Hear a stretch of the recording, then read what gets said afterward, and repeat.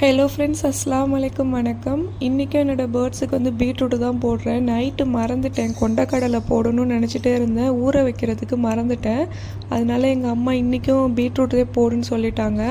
நான் கட் பண்ணால் கொஞ்சம் பெருசாக கட் பண்ணுவேன், ஒரு ஆளுக்கு ஒன்றுன்னு சொல்லிவிட்டு.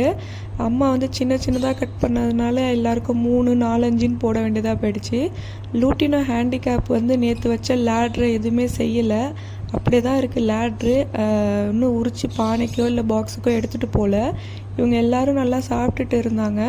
அதே சமயம் வந்து தண்ணி எல்லாத்தையும் வந்து சாய்ச்சி விட்டு வச்சுருந்துச்சு, நைட்டு மாற்றின தண்ணி.